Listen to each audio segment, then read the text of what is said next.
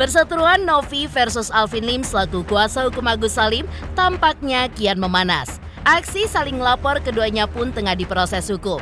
Bahkan, laporan polisi Novi terhadap Alvin Lim selangkah lebih maju karena mulai diproses penyidik Polda Metro Jaya. Ya, penyidik memanggil Novi selaku pelapor untuk dimintai keterangan pada 18 Desember 2024 kemarin. Lalu, seperti apa jalannya pemeriksaan kemarin? Benarkah Novi diajukan kurang lebih 16 pertanyaan dari tim penyidik? Benarkah juga Novi sudah menyerahkan satu bundel bukti yang dianggap bisa menjerat Alvin Lim secara pidana? Benarkah karena sibuk mengurus laporannya membuat Novi mengalami banyak kerugian hingga ia pun sampai dihubungi oleh Asosiasi Profesi Pramugari karena statement yang dianggap sudah disalahartikan oleh Alvin? Dan bagaimana dengan Alvin Lim sendiri? Benarkah saat Novi fokus terhadap laporannya, Alvin Lim saat ini pun justru sedang menjalani pengobatan ke Cina? Benarkah Alvin Lim tetap melakukan pembelaan dan menegaskan kalau ia hanya bertanya kepada Novi? Lantas, siapkah Alvin Lim menghadapi laporan Novi? Pemirsa, bersama Intens Investigasi, kami hadirkan kabar terkini, terpercaya, dan teraktual. Tetapi sebelumnya, jangan lupa untuk like, subscribe, dan juga share channel YouTube ini.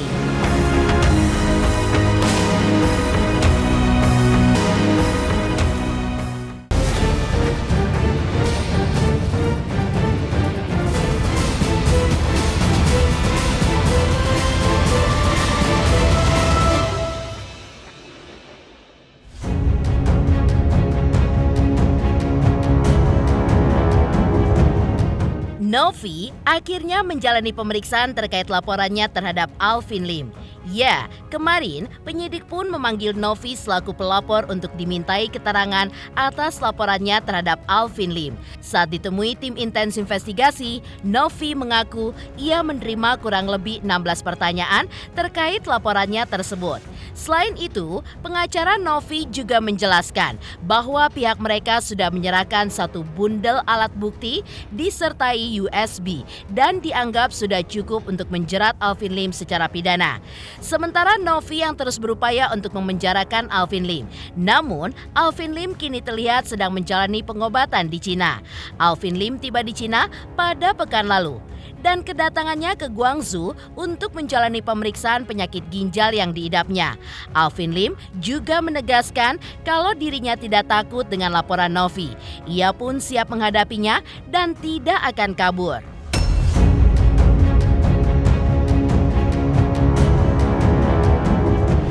Pertanyaannya kurang lebih 16 pertanyaan. Itu materi perkara nanti jangan ditanyain. Itu sudah kami Itu sih lampirkan. bukti-bukti ya berupa ya banyak lah berupa elektronik maupun paper. Satu bundel sama Satu bundel dan udah memenuhi lah, insya Allah bukti permulaan awal yang cukup.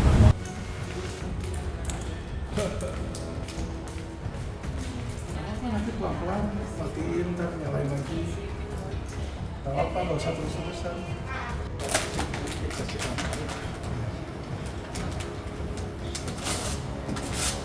Tapi kata dia kepalanya disuruh sini.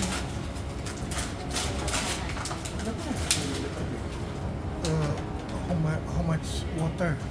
It took 5 kilo. 我们这样大概会拿多少水分出来？看医生开医，我看他开什么他的。 我sudah dokter bilang apa nanti tanya dokter. Okay. Because in Jakarta every time 5 liter. 因为在雅加的通常是就是5个 kilo， 就5公斤， This one is where 我们这边一般是3200啊3200。 3200什么 cc 啊？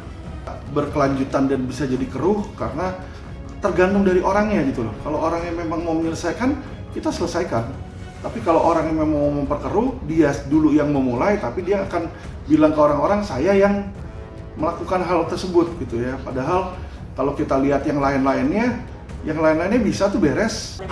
Nggak takut sama sekali Mbak di situ. Disuruh ke Mabes, suruh ke Polda juga saya nggak takut. Dibilang saya kabur, nggak usah takut saya kabur. Sementara itu, Novi mengaku bahwa dirinya mengalami banyak kerugian akibat sibuk untuk mengurus laporan-laporannya yang sudah masuk ke ranah hukum. Ia pun juga mengalami penurunan penghasilan yang didapatkannya dari berkonten, hingga banyak agenda yang akhirnya dibatalkan karena kisru kasus ini. Padahal, Novi pun tidak menerima keuntungan apapun dari kasus ini. Yang ada malah menyita waktu, pikiran, perasaan, dan juga kerugian. Karena saya pun kan tidak ada video, itu saya tidak membantu orang, yang otomatis video lama kita up lagi, video lama kita up lagi, dan tidak ada stok video. Penghasilan saya jelas drastis banget, algoritmanya juga sudah ngacak. Dan sekali lagi dijelaskan juga, dalam case ini saya tidak dapat keuntungan apapun, saya tidak ada terima endorsement gitu. Bahkan kerjaan saya juga ada beberapa yang cancel, yang harus saya delete dan jalan. Kerugiannya mulai dari penghasilan, pendapatan YouTube, terus algoritmanya juga udah acak-acakan, terus dari Facebook juga endorsement juga nggak ada, cancel semua gitu. Terus saya juga harusnya launching produk parfum, cancel juga. Seperti itu, banyak hal yang saya merasa dirugikan. Sedangkan terkait pembelaan Alvin Lim yang menegaskan dirinya bertanya pada Novi kala itu, Novi pun menjawab, seharusnya Alvin Lim bertanya langsung pada dirinya dan tidak diekspos di media, hingga akhirnya menjadi konsumsi publik. Apalagi hal ini pun menyangkut nasib anak Novi yang akhirnya terkena imbasnya, di mana sang anak pun akhirnya dibully akibat statement yang Alvin Lim berikan saat itu.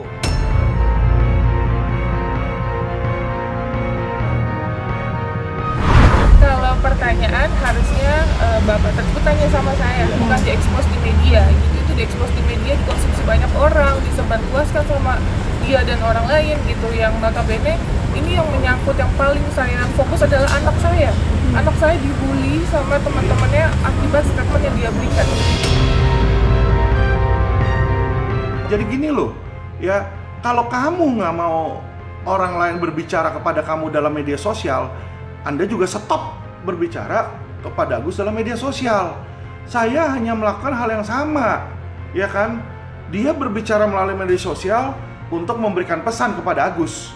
Saya pun juga berbicara melalui media sosial untuk memberikan pesan atau bertanya kepada Novi di situ, ya kan? Nggak bisa dong dia satu pihak dia bilang, oh kalau kamu nanya harus telepon saya. Tetapi kalau saya sah-sah aja dong di situ. Saya bertanya kok, balik lagi yang saya bilang. Novi punya ini tidak memenuhi unsur karena beberapa hal. Pertama adalah saya adalah advokat yang sedang menjalankan tugas.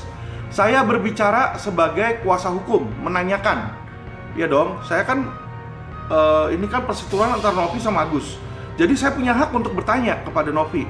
Mau itu bertanya di pengadilan, mau bertanya di media, bertanya dimanapun saya boleh di situ. Ya, itu pasal 17 ya. Jadi itu ketika saya menjalankan tugas, saya punya surat kuasa resmi. Saya punya imunitas berdasarkan pasal 16 ya. Jadi kalau saya lihat di situ jauh. Satu, imunitas itu ada. Ketiga adalah saya berbicara itu di media. Ya, Quotient TV bukan milik saya. Jadi dia bilang Quotient TV itu Alvin, mana ada? Alvin Lim. Quotient TV. Jadi dia bilang ketika Quotient TV memberikan komen, terus saya komen di situ. Emangnya gue gak ada kerjaan tiap hari komenin IG, WhatsApp, TikTok, apa semua segala macam. Orang saya sakit begini, 1000% gak akan. Karena yang akan kena itu yang mentransmisikan. Kalau di dalam Undang-Undang ITE ya, beda dengan 310, 311. Kalau 310, 311 yang berbicara atau yang menulis di situ. Coba suruh tanya sama penyidik dulu lah. Selain itu, Novi pun juga mengaku bahwa ia dihubungi oleh Asosiasi Profesi Pramugari karena statement Alvin Lim tersebut. Novi pun menjelaskan bahwa Asosiasi Profesi Pramugari Indonesia sangat marah dengan konteks yang disalahartikan oleh Alvin Lim. Novi pun juga menyayangkan tindakan Alvin, padahal ia pun tidak kenal dengan Alvin. Namun di mata Novi, Alvin Lim justru muncul dan memperpanjang kasus ini. Padahal seharusnya kasus ini pun sudah selesai. Tapi Alvin malah membuatnya makin kisruh dan semakin panjang.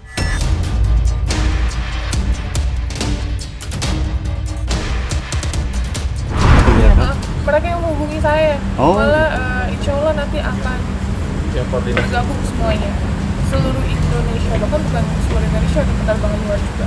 Marah banget, yang jelas marah banget, kecewa. Kita profesi yang jujur ini sangat resiko loh. Kita bekerja dengan mulia, mengantarkan penumpang dengan resiko yang sangat tinggi. Kok bisa konteksnya disalahartikan sama mereka? Saya kan nggak kenal sama beliau gitu. Kok dia muncul memperpanjang case ini semua yang notabene ini harusnya sudah selesai loh. Tapi dia malah membuat ini jadi kisruh, tambah panjang lagi gitu.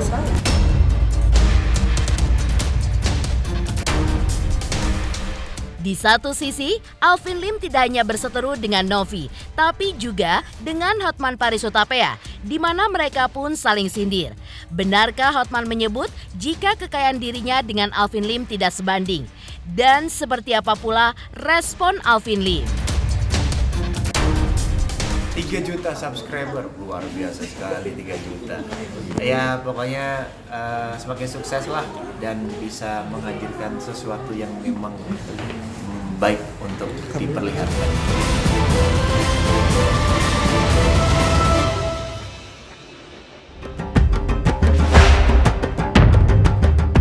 Tidak hanya Novi yang sedang berseteru dengan Alvin Lim, tapi perseteruan hebat juga terjadi antara Hotman Paris Hutapea dengan Alvin Lim yang masih terus bergulir, bahkan kian memanas dengan saling sindir di media sosial. Diketahui sebelumnya, Alvin Lim sempat menyindir Hotman Paris terkait harta kekayaannya yang dinilai tidak lebih kaya darinya. Tak hanya itu, bahkan Alvin Lim juga sempat menyindir Hotman Paris karena memakai cincin berlian palsu. Perseteruan pun semakin menjadi-jadi karena Hotman Paris pun meresponnya. Lalu menantang Alvin Lim untuk menunjukkan harta kekayaannya tersebut. Karena menurut Hotman, Alvin Lim tidak sekelas dengannya. Bahkan kelasnya pun ada di bawahnya, bagaikan langit dengan bumi. Selain itu, Hotman Paris pun juga berikan sindiran menohok kepada Alvin terkait kasus yang menyeret Alvin Lim hingga ia pun dipenjara dan mempertanyakan di mana jika Alvin Lim memang benar-benar kaya, mengapa saat ia menangani kasus KTP palsu, Alvin justru dipenjara. Dan mengenai Alvin Lim yang menyebut bahwa apa yang disampaikan oleh Hotman Paris adalah bohong, Hotman Paris pun justru balik bertanya, bagaimana bisa bohong? Karena kasus KTP palsu itu pun sudah ada putusan PK dari Mahkamah Agung. Dan terkait kekayaannya, ditegaskan oleh Hotman, tidak ada yang palsu, tapi semuanya asli. Dan semua itu pun diperoleh Hotman Paris Hutapea berkat kerja kerasnya selama 38 tahun menjadi pengacara handal.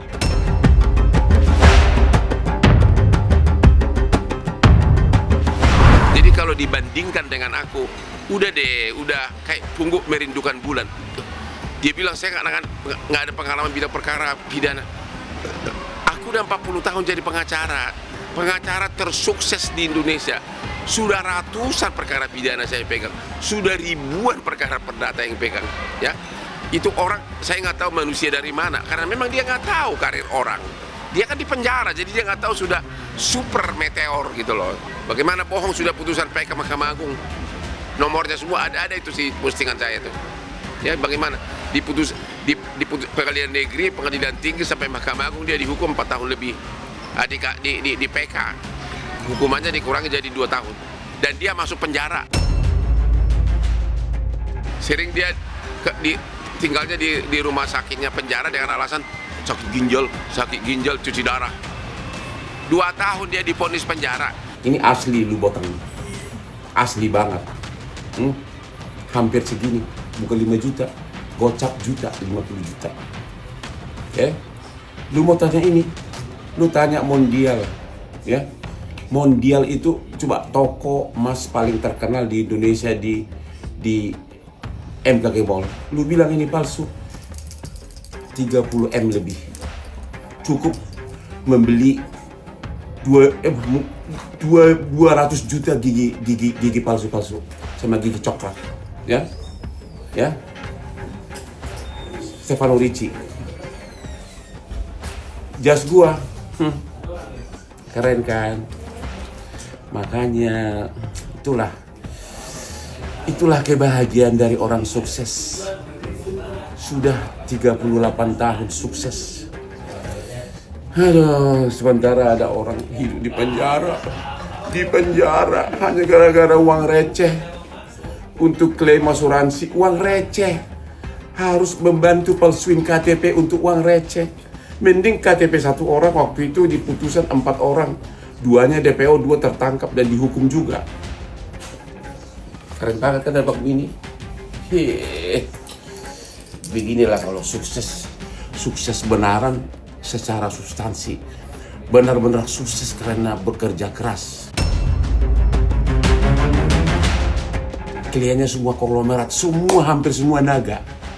Ya, bukan anak cacing. Ismail kan? Naga jinak. Hah? Coba. Keren nih, coba nih.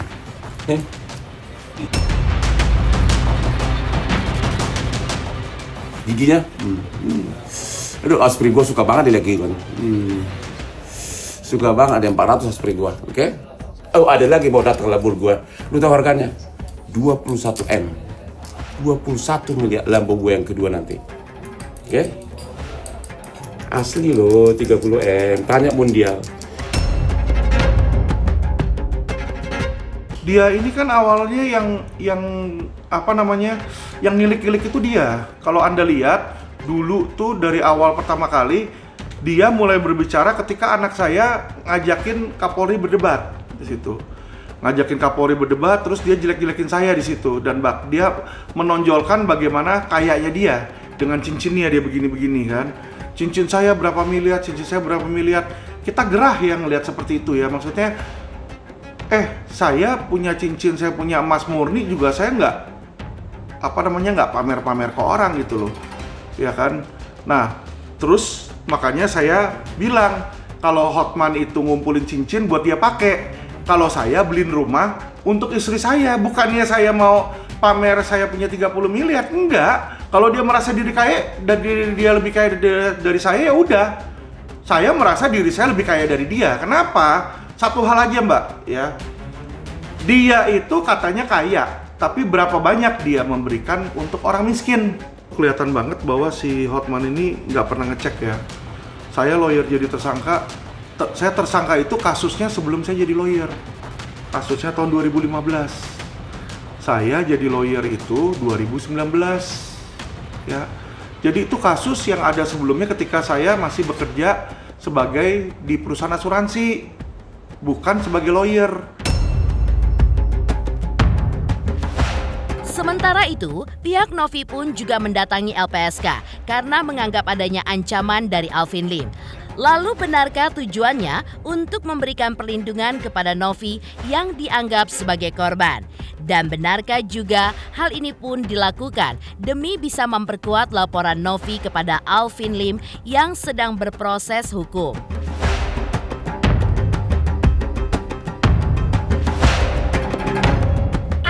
Cika Bode, selamat untuk Intens Investigasi dengan subscribernya 3 juta. Wow, keren banget. Semoga info-infonya bermanfaat buat teman-teman semuanya. Selamat!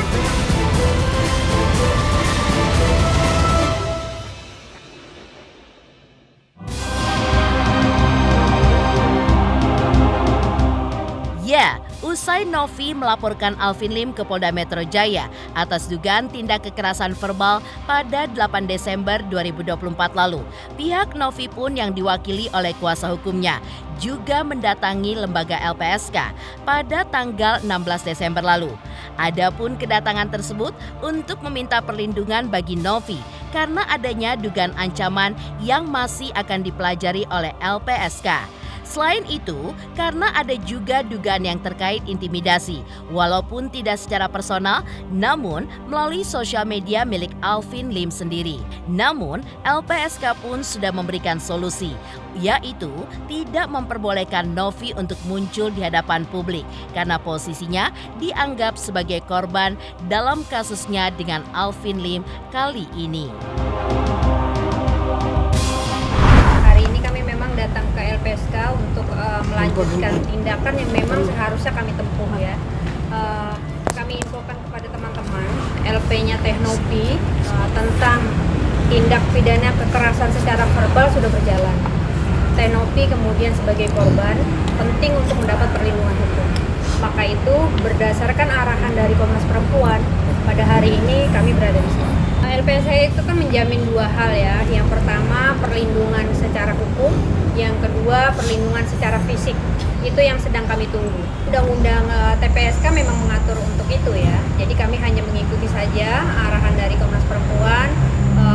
Karena memang sudah berjalan prosesnya, sudah tahap klarifikasi, maka penting bagi kami untuk mendapatkan dokumen dari LPSK. Kalau ini kan sifatnya asumsi dari pihak Teteh ya, gitu kan. Nah itu nanti asumsi itu yang akan dipelajari oleh LPSK. Gitu. Memang ada asumsi berupa mungkin sifatnya intimidasi atau seperti apa, itu ada kita sampaikan ke dalam. Solusi dari LPSK yang pertama memang khusus untuk kasus ini Teteh tidak boleh muncul di publik, gitu ya. Karena memang sudah sebagai korban, jadi tidak boleh muncul di publik gitu. Makanya kemudian pada hari ini Teteh mohon maaf pada teman-teman tidak bisa memberikan statement apapun. Tapi kemudian karena proses ini berlanjut di Polda, maka kita ikutin saja prosesnya.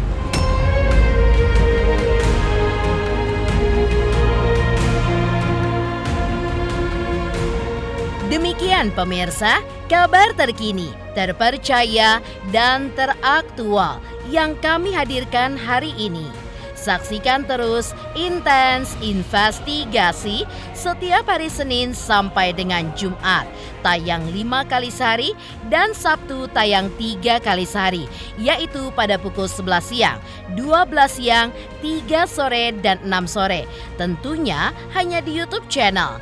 Dan pastikan jangan lupa untuk like, subscribe, share, dan komen channel Intens Investigasi.